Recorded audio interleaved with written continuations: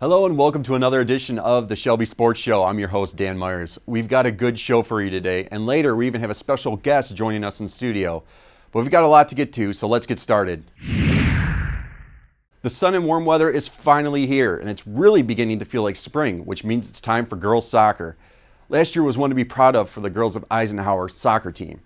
But as successful as they were last year, the Eisenhower girls varsity soccer team has a lot of rebuilding to do this year. But as our Kiataya shows, the coach is very optimistic and is looking at the new leadership to get the team back to, if not better than they were last year. Last year, Eisenhower's girls varsity soccer team made it all the way to regionals. How do they expect to top the great season they had last year? We're here to give you a season preview. We're going to be very young this year. Very young. And this is going to be the first year, actually, that is going to be very challenging. For us, this year is going to be a retooling year. Believe it or not, we graduated 13 players. We only have 5 or 6 returning players from last year. This year, Ike has 3 senior captains looking to take on new leadership roles. I've been on varsity since freshman, and I've kind of taken a little bit of learning experience from my captains above me and just trying to make the girls comfortable, especially since they're younger, and trying to lead them and make sure they have fun and they're not too scared to be on varsity. Ike has always been a very amazing soccer program. Being a captain this year has been very humbling and very exciting, and with it being such a new team, I feel a lot of responsibility to be a good role model and welcome these girls and get them excited for soccer. With this year's Ike team being so young, Coach wants his young players to remember this. It goes back, first of all, to the success of Eisenhower. Our program has been one of the best program in the East Side in the last 13, 14 years. They know that, so when they come, when they know they're part of the varsity, they know that they need to work hard. We have won a red division for the last 9 years. So they know that they have to work very hard in order to continue being successful every year. These girls are as motivated as they've ever been. I think our motivation is just the same that it's been every year, to work our hardest, do our best, win every game that we step into, and to really have a successful season. How will this year's Ike team find the chemistry of last year's team? The biggest thing is just teamwork and not doing everything yourself, and we're going to be really successful. We've had a couple scrimmages and we've seemed like we've been playing well together, so I'm happy to see that. Ike's captains are not letting up on the goals they have for this year. My goal for this season is to win the MAC Red. I don't want to end the streak whatsoever. I'm very excited for our new players. I'm really excited to see who's going to surprise and who's going to step up. We are going up to Boyne this year to play a couple games. We're taking a bus up there, so that's going to be like a nice team trip, and we don't really travel that far, so it's going to be a nice experience. Definitely winning state championship. That's our goal. If you think having a young team scares the vets, you're wrong. Having a very young team can be scary for a lot of people, but I'm actually really excited. I think our girls are going to come out and surprise a lot of people. Sounds like there's a lot to look forward to with this year's Ike team. They're young, they're hungry. We have a long way to go. We are not going to obviously be like last year because of the experience that we had last year, but we do have some players that are returning players and are very good, and obviously they're going to take this team on their shoulder for this year, but it's going to be challenging, very challenging. Overall, this year will be a huge stepping stone for the Eisenhower girls varsity soccer team. The youth movement seems to be a recurring trend this year with girls varsity soccer. Much like Eisenhower, Utica girls soccer has a young team, but Coach Dave Moran isn't worried. Our Robert Gambrell has more. Spring is here, and that means soccer season begins. Utica High School's girls varsity team is pumped and prepared for this season. Right, Kaylee? Here! Oh, you're good.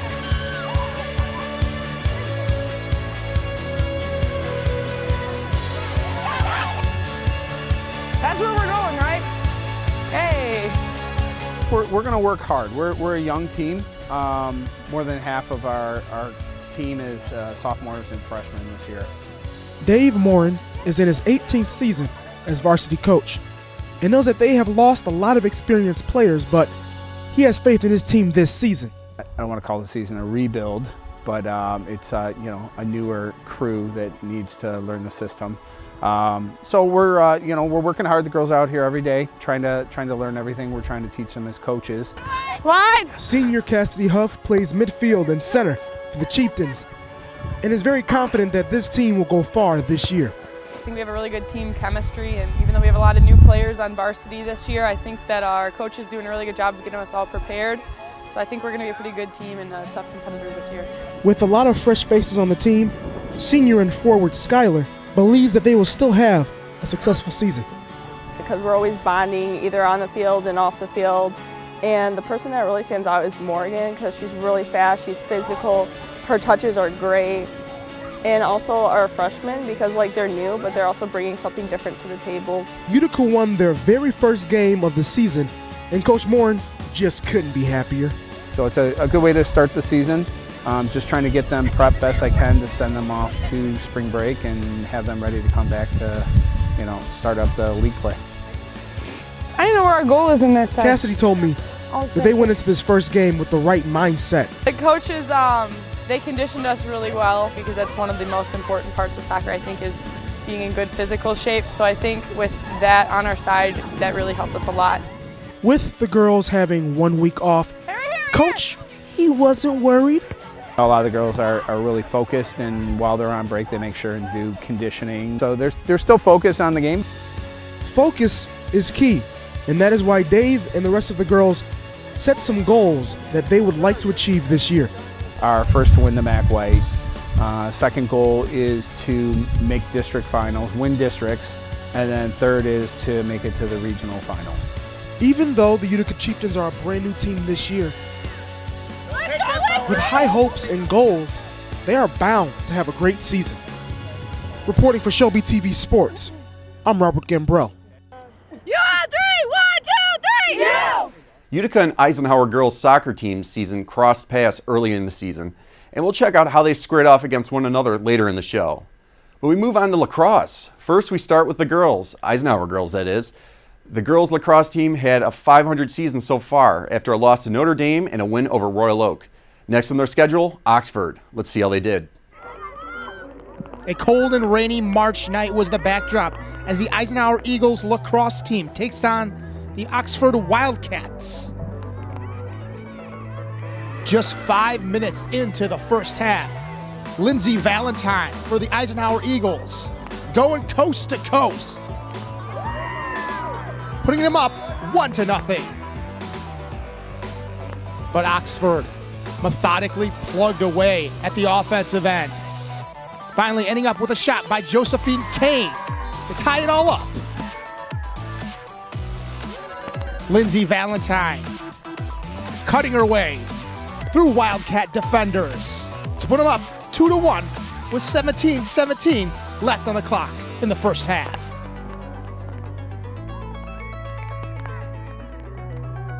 Easy goal right here by Avery Brothers. Now they're up 3-1. Oxford trying to answer back. But a nice save right here by Lacey Valutis. And now gets their biggest lead of the game. Kendra McCabe. Bouncing it through the Oxford goalkeeper's legs. But with 5:01 in the first half, the Oxford Wildcats would cut the Eisenhower lead in half. Olivia Soleil. Then 2.5 minutes later, Josephine Kane to bring us to a halftime score. Eisenhower Eagles 4, Oxford Wildcats 3. Fast break for Kira Vatagen, but she's not getting past Lacey Valutis. With 23:55 left in the second half, Eisenhower lengthens their lead. Lindsay Valentine, and she's got a hat trick. Lindsay Valentine, just 20 seconds later, barely sneaks this one past the Oxford goaltender to double them up 6-3. Lacey Valutis working hard between the pipes, trying to keep that lead. But that was the last that Eisenhower had to muster. This shot by Kari Doyle. Then another, just a minute later, Akira Vatagen. At the 18:24 mark of the second half, Josephine Kane gets her hat trick and ties it up at 6. Avery Brothers trying to sneak this one past the Oxford goalkeeper, but no. Then Brothers again, just wide of the post. With 59.8 seconds left in the game, Olivia Soleil breaks the stalemate, and that will bring us to our final score. Oxford Wildcats 7, Eisenhower Eagles 6. We stick with lacrosse and check out how the Eisenhower boys did. After a massive 13-1 win over Ford, the Eagles were 1-0. Eisenhower was at home against Stevenson. Here are the highlights. It's finally time for boys lacrosse action as your Eisenhower Eagles take on their arch rival, the Stevenson Titans. And the Titans would waste no time getting on the board as number 6 Hamidi Youssef powers one past goalie Nick Fidel as the Titans take a 1-0 lead. But the Eagles would respond quickly as number 21 Tony Sumner puts it home, tying the game at 1. Then number 8 Justin Gauthier makes it a 2-1 lead for the Titans.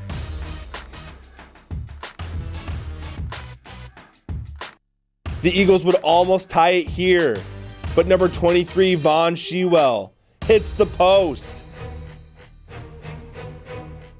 Now in the second period, Sumner looks to get his second goal of the game, but number 99 Fatah Gill makes a nice save. The Eagles would continue the offensive pressure as number 42 Alex Decker goes through the spin cycle and he scores on a backhanded spinorama, tying the game at 2. Then the floodgates would begin to open as the ball finds its way to number 13 Brandon McLean, who gets the shot off as he takes a big hit, but he puts it in the back of the net as the Eagles take a 3-2 lead. Eisenhower would then double up Stevenson as Sumner nets his second goal of the night, and the Eagles would take a 4-2 lead into the third period. Now in the third, Sumner would get multiple chances at a hat trick, but Gill makes a pair of impressive saves. After a goal made it 5-2 for the Eagles, number 12 Anthony Fornari would make it a 4-goal lead as he bounces one home past Gill, as Ike takes a 6-2 lead into the fourth period. And now in the fourth, Shewell drives to the net, and he rockets one past Gill, putting the Eagles up 7-2. Then number 20, Matt Bean, gets a pass, and he sends it off the crossbar. Then Shewell loads up, and he rifles it past Gill, making it an 8-2 lead. The Titans would manage one more goal in the closing minutes, but it wasn't nearly enough, as Eisenhower goes on to win from a final score of 8-3.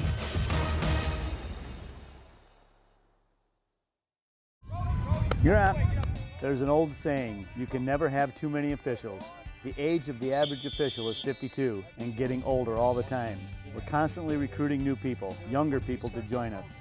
After you register with the MHSAA, look on the website to find an officials association near you. They'll put you in a position to succeed as an official.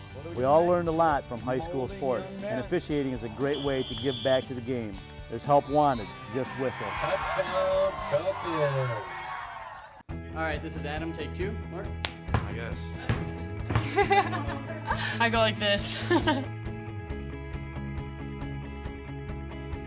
The best part about playing football in Texas has to be the reaction from the community. I want to encourage others to play volleyball or choir because you get to experience new things and do stuff that you've never done before. My reason why is passion. My reason why is pride.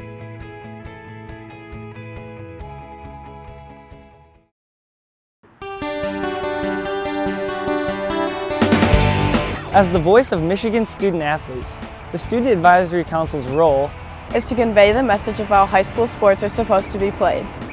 We are responsible for helping the MHSAA maintain a positive and healthy atmosphere in which interscholastic athletes can thrive. We believe athletes should be competitive, sportsmanlike, and excel academically.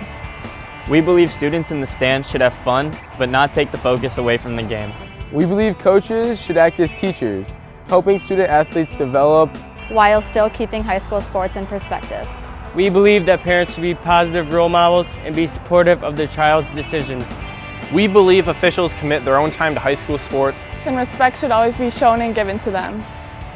The most important goal for student athletes is to enjoy high school sports while keeping a high level of respect between all those involved in the games. Enjoy the game! Welcome back. Earlier in the show, we previewed both Utica and Eisenhower girls soccer and learned that both teams had a lot of new faces. Let's see what happened when the two teams met for the first time. Our Andrew Shelby has highlights from our ShelbyTV sports special. Eisenhower taking on Utica in girls soccer. Micah Ingalls into the attacking third. Over to Lauren DeBow.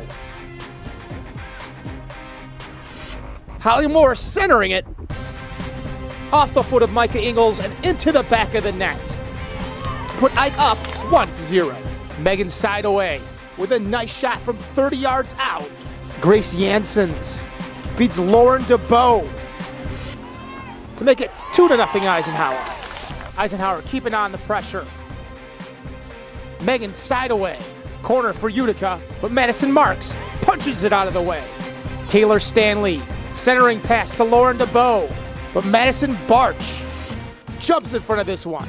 But the onslaught continued into the back of the net. Lauren DeBow for her second. Utica trying to get something going. Alexis Powerski. Utica, free kick, almost bends it in the top corner. But Madison Marks gets a hand on it, and Nina Ferraro clears.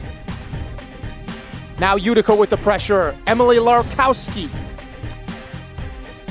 Corner kick for Megan Sideaway, and a header into the back of the net for Sarah Falloon to make it 4-0 Eisenhower.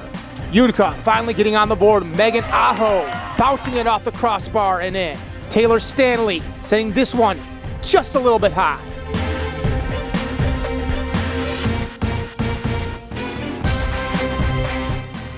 And wrapping up the scoring, a nice pass from Lauren DeBow to Micah Ingalls. And our final score, Eisenhower Eagles 5, Utica Chieftains 1.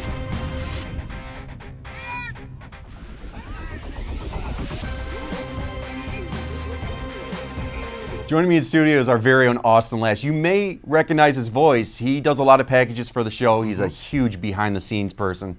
Thank you for coming in today. Yeah, we're kicking off a new segment of the show called the MAC Recap. So to start our new segment, we're going to go right to the girls soccer conference standings. The 6-0 Anchor Bay Tars lead the Red with a 1-0 record in the division. Your 5-0-1 Eisenhower Eagles are tied for first place with a 1-0 division record. The 3-2 Grosse Pointe South Blue Devils come in at second place with a 0-1 record in the division. The 1-4 Henry Ford II Falcons are tied for second with a 0-1 record in the division. And the 0-4-1 Stevenson Titans have yet to play a division opponent. The 4-0-2 Dakota Cougars lead the White with a 1-0 record in the division. The 4-2 Romeo Bulldogs coming in tied for first with a 1-0 division record. The 6-3 Lance Crews North Crusaders are also tied for first place with a 1-0 record in the division. Your 3-3 Utica Chieftains are also in second place with a 0-1 record in division play. And Grosse Pointe North rounds out the White with a 0-1 record in division play. Now moving over to boys lacrosse. The 6-0 Grosse Pointe North Norsemen lead the Red with a 1-0 record in division play. Your 5-1 Eisenhower Eagles are tied for first with a 1-0 record in division play. The 4-4 Romeo Bulldogs come in at second place with an 0-1 record in the division. And the 2-3 Grosse Pointe South Blue Devils round out the Red with a 0-1 record in division play. The 3-1 St. Clair Saints lead the Blue with a 1-0 record in division play. The 4-5 Anchor Bay Tars coming in tied for first with a 1-0 record in the division. Warren Mott Sterling Heights are in second place with a 1-4 overall record with a 0-1 record in division play. The 0-5 Cousino Patriots are tied for second with a 0-1 record in the division. And your 3-3 Utica Chieftains round out the Blue with an 0-2 record in division play. And in girls lacrosse, your Lady Eagles come in ranked 28th out of 40 in Division I with a 2-4 record overall and a 1-1 record in Division I. And now switching gears to boys baseball. The 7-3 Dakota Cougars lead the Red with a 3-1 record in division play. The 10-1 Grosse Pointe South Blue Devils come in at second place with a 2-1 record in the division. Your 6-3 Eisenhower Eagles are tied for third place with a 2-2 record in division play. And the 4-6 Stevenson Titans are tied with the Eagles in third with a 2-2 record in the division. The 3-3 Chippewa Valley Big Reds come in at fourth place with a 1-2 record in the division. And the 2-4 Anchor Bay Tars round out the Red in last place with a 1-3 record in the division. The 7-1 St. Clair Saints lead the Blue with a 4-0 record in the division. The 3-2 Port Huron Big Reds are in second place with a 3-0 record in the division. And your 5-8 Utica Chieftains come in at third place with a 2-2 record in division play. The 5-8 Warren Mott Marauders are in fourth place with a 1-3 record in the division. The 1-6 Marysville Vikings come in tied for fourth with a 1-3 record in division play. And the 3-6 Port Huron Northern Huskies round out the Blue with an 0-3 record in the division. And finally moving gears over to girls softball. The 10-0 Anchor Bay Tars lead the Red with a 1-0 record in division play. The 3-1 Dakota Cougars are also tied for first with a 1-0 record in the division. The 2-7 Romeo Bulldogs are also tied for first place with a 1-0 record in the division. The 7-1 St. Clair Saints come in at second place with an 0-1 record in the division. The 3-2 Henry Ford II Falcons are tied for second with an 0-1 record in the division. And your 4-4 Eisenhower Eagles are tied for second place with an 0-1 record in the division. The 6-0 Lakeview Huskies lead the White with a 1-0 record in division play. The 8-2 Chippewa Valley Big Reds are tied for first with a 1-0 record in the division. The 2-5 Stevenson Titans are tied for first place with a 1-0 record in the division. Your 3-4 Utica Chieftains are in second place with a 0-1 record in the division. The 2-3 Lance Cruz North Crusaders are also tied for second with an 0-1 record in the division. And the 2-4 Lakeshore Shoreans round out the White with an 0-1 record in the division. Well, that's it for the standings around the MAC. Coming up after the break, Austin will stick with us, and he has some news regarding the girls and boys basketball season.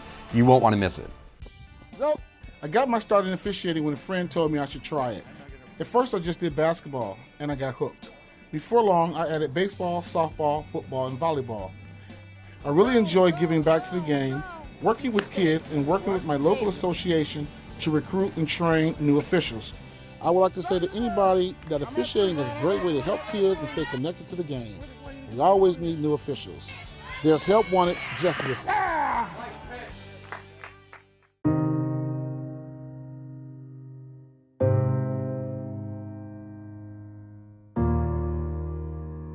Hi, I'm Zoe, and today I'm here to change your outlook on becoming a referee.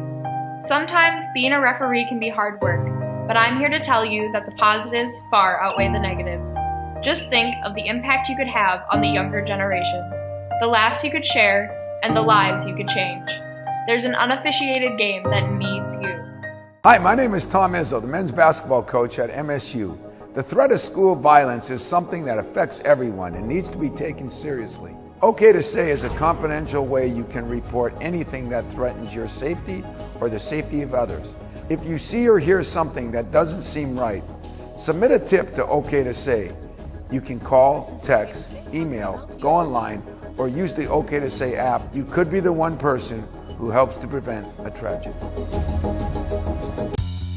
There's just one place where students are students first, and athletics are played with purpose and perspective.